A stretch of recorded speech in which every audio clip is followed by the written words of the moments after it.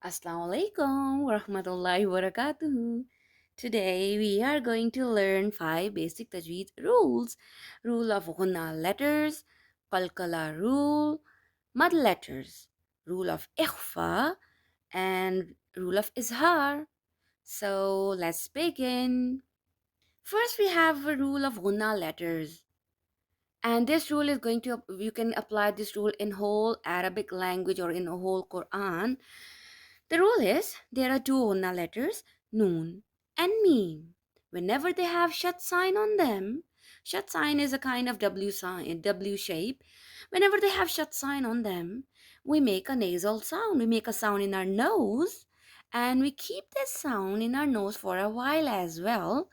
For example, there is a word from Surah Al-Baqarah, manna. Unknown, there is a shut sign. That's why I'm making a sound in my nose. And I'm saying manna. I cannot say it like amana. I shouldn't say like that because there is a gonna sound over there. There's a gonna letter over there. So I have to make a sound of gonna or nasal sound. Another example. Another example is about Allahumma. Humma. So I'm saying humma because meme has shut sign on it and I have to make a hunna sound. I cannot say Allahumma. Why should I say humma if there is a shut sign on meme? So I have to say Allahumma. That was about hunna letter and that's it. We are done with that. Next rule is about Qalqalah rule. For Qalqalah, there are five letters, and this rule is again going to apply in a whole Quran and whole Arabic language. So the rule will stay same, and the rule will be there are five letters of Qalqalah: Qaf, Ta, Ba, Jim, Dal. Whenever they have jazm sign, not shut sign, but jazm sign, we make a bouncing sound. We make a bouncing sound of the on these letters. For example, for Ta, I have a word at'amana. Ato. I am making a bouncing sound. I am not saying at'amana. At'amana is wrong. I have to bounce the sound. I have to say at'amana. And if instead of ta it was ta, I should have said at'amana because ta is not from bouncing letters. So at'amana. For example of ba, absorihim. Ba is a Qalqala letter. I cannot say absorihim. That's wrong.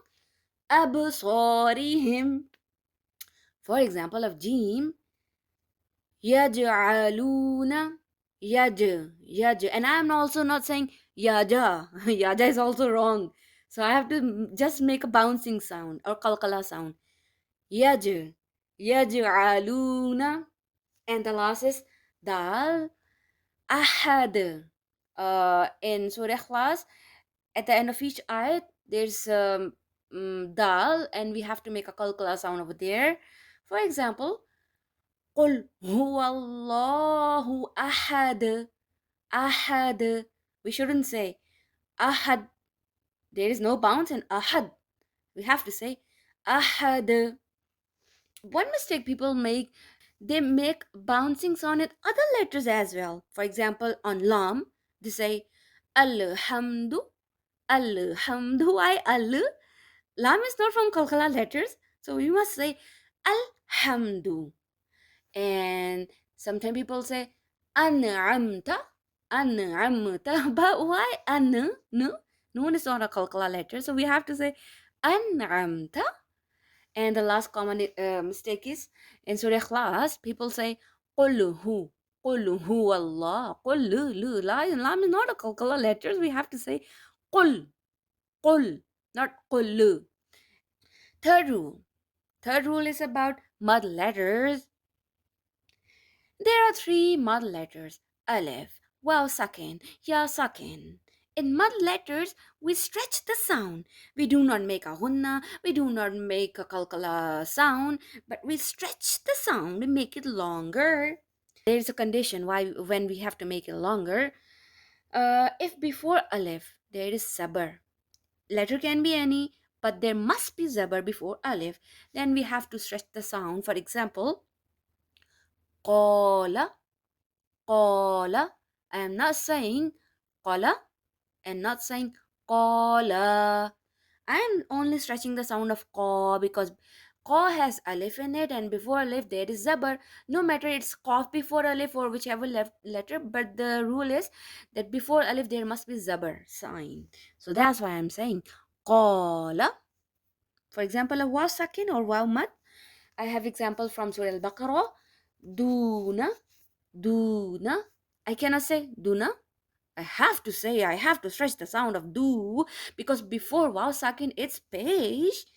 If there was no waw sakin, then I should have said duna. But I must say duna. For yamad, there must be there before yamad. So I have example of fihi, fihi. So I should only stretch the sound of fi, not he, because ya sakin is with fa letter, and before ya sakin it's there as well. Fihi. Okay, there is a common mistake for if wow has no jazm sign on it, then we cannot stretch the sound. For example, there's a word ulaika. In ulaika, there is no wow sakin. Only wow is written over there. Even we do not read to even we do not need to read that wow. We just need to say ula, ula. We cannot say ika. So we cannot stretch the sound if there is no vowel sucking. It's the formula that there must be vowel sucking, and before vowel sucking, it must be beige. Okay. So these were the mud letters, the stretching sound letters. Now we go to the next rule. Next rule is about izhar. In izhar, there is a condition.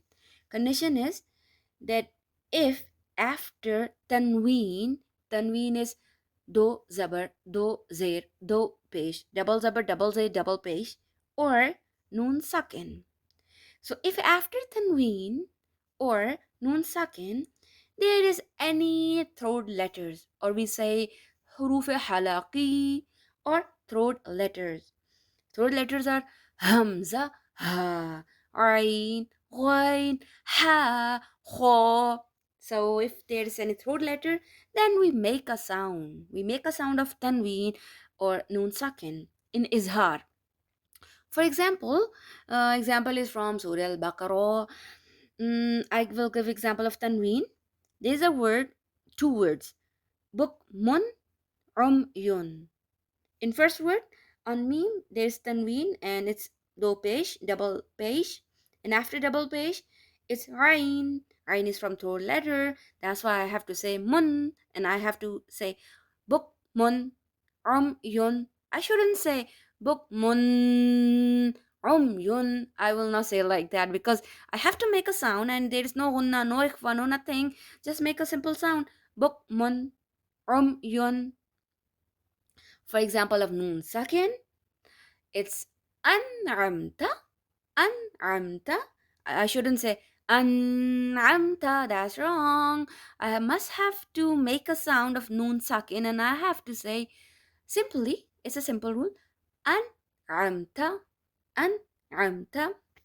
So in Izhar, we basically make a sound. And there is no Ghunnah, no Ikhfa. We do not hide the sound in Izhar. Last rule for today is Ikhfa. In Ikhfa, it's a bit similar to Izhar, but also opposite to Izhar. In Ikhfa, we again have Tanween, Do Zabar, Do Zay, Do Pesh, Double Zabar, Double Zay, Double Pesh. Altogether, they are known as Tanween or Noon Sakin. So after tanween or noon sakin, if there is no throat letter. There's no throat letter, then we have to hide the sound of tanween or nun sakin. When we hide the sound, at that time we do not touch the tongue anywhere in our mouth, but we have to make a sound in our nose. But make sure that you do not touch the tongue anywhere in your mouth while making ikhfa. And you have to keep the ikhfa sound for a moment. For example, there is a word from Surah Al-Baqarah.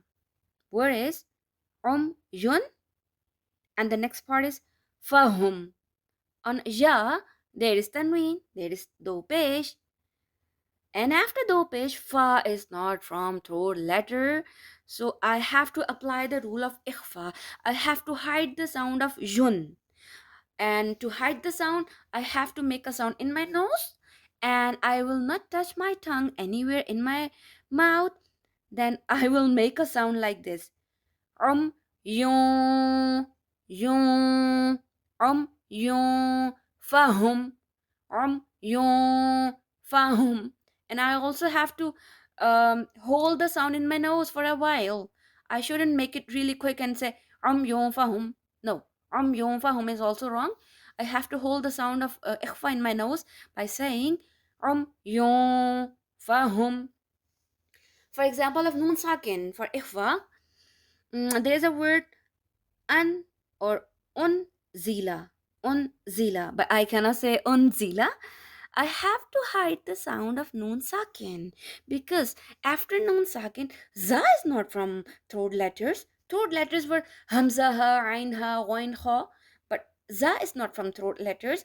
That's why I have to hide the sound of nun here, and I cannot touch the tongue in my mouth, but I have to hide the sound, and I have to say oh.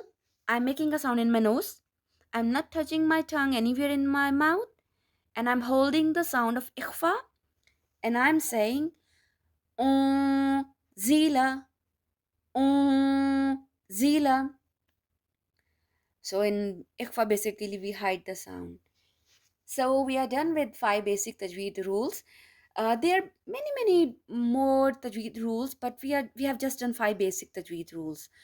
I pray that Allah make tajweed really easy for us to understand, and not only to give exam but to apply tajweed rules in our daily life while we recite daily dua, ahadith, or we recite Quran. So make it easy for us to read with tajweed, to recite with tajweed, inshallah. Ameen.